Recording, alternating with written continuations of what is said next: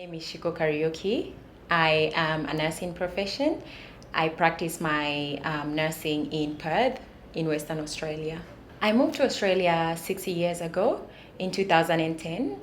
The reason why I moved to Australia was because I wanted to pursue a better life for myself and to see if I can do something outside of my comfort zone. Yes. And so I went there and pursued my undergraduate studies in nursing. I graduated about 2 years ago in 2014, and since then I've been practicing as a registered nurse alongside other things, a few things.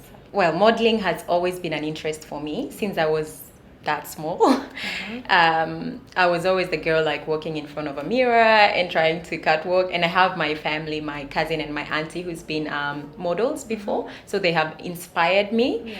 And despite of me being a nurse, which is a career which I totally put separately with my modeling, I did a few commercials here in Kenya while I was here after high school. I also used to work for a modeling agency, so I used to do a few commercials and a few other modeling related stuff like photo shoots.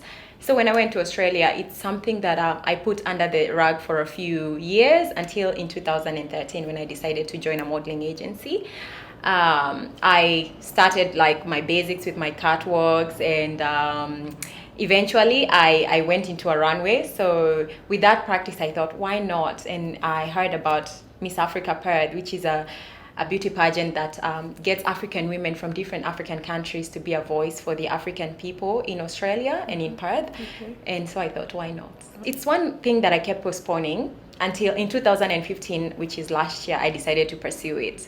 But then at some point, I thought no, because I wanted to travel as well. So I had all these things that I wanted to do. So 2015, I didn't do it. 2016, I had to actually write it down in my to-do list, so that way I'd do it. So I did it. I participated, and we were all girls from all different African countries, about 16, 15.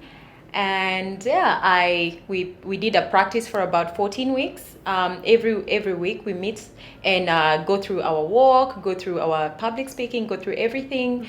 The day came, which was on the May of the 28th, and we were like in a big theater. I was really scared because there were so many. It's a big theater which has like different, seatings, platform seatings, and it was my first time to actually face such a big crowd. So it was nerve-wracking, but I'm so thankful to God because I emerged to the top. I thought to myself, let me take this as a way of challenging myself.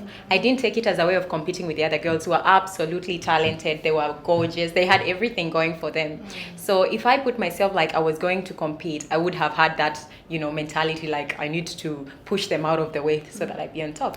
But with that said, yes, I had challenges because first of all, public speaking was not my cup of tea. That's how Australians, they say it's not something I love doing. So that's the first thing our trainer put forward for us. She told us you all have to walk at the front, tell the girls why you are picked, and what are the reasons why you think we should pick you as Miss Africa. And that was so challenging for me. I stood there and I don't even know what words were coming out of my mouth because I was very nervous. The other challenge I think was having to balance between my social life, my work, and because I'm a Christian, my going to church and getting involved in the ministry, as well as doing Miss Africa. So I had to forgo a few things for me to always practice with the Miss Africa girls. And lastly, the other challenge for me was my, I think, finances, because I didn't get to work a lot during that time. So I had a lot of bills to pay. This means that I get to be a voice for the African people, which I absolutely have enjoyed so far. I get involved in a lot of community work. So I've worked with a few African groups back in Perth. Some of them we speak against domestic violence, child abuse. We deal with issues like empowering women. So I've gotten involved in all this community work, which I really enjoy because you get to voice your opinion, and I also get to bring the other Miss Africa girls on board, and they express their opinions as well. On top of that, there's a project that's really dear to my heart. I met this man in 2009. And he, during a mission trip in my church, I hadn't relocated to Australia then, which I relocated in 2010. In 2009, when I met that man during a missions trip, he told us of how he accommodated children in the community.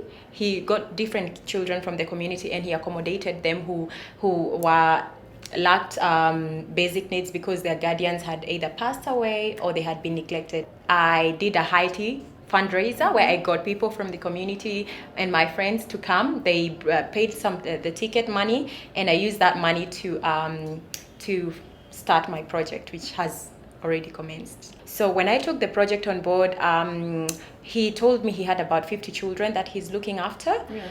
And so I that's how I mobilized funds through the Haiti Children's Fundraiser. And through that money, we've been able to buy the children that he's looking after school uniform. And we also, recently I presented some checks for the Class 8 children who are about to sit for their final exams. I have also managed to go to a few schools in my stay here in Kenya and present some clipboards for the Standard 8 students. Present clipboards for the disadvantaged schools in we say Mashinani project, which is like in the country. The children are living in the community at the moment. Okay, the future vision is for us to be able to build a home for them, but that's in the future. So what we've done is we've registered the group of children who are living in the community with their guardians. We've registered them as a group. We've called it the Maragua Ridge Grace Children's Foundation.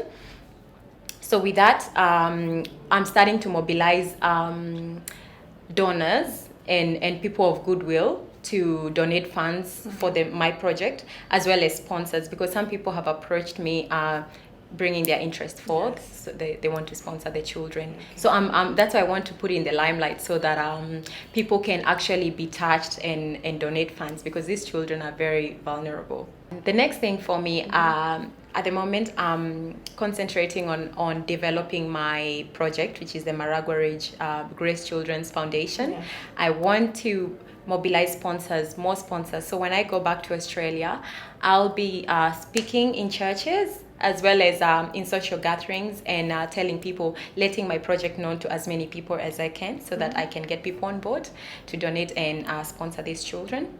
For myself, I want to advance my studies. I want to pursue something different in the arts industry. So I'll probably go back to uni and do my master's. And do your master's. Yes.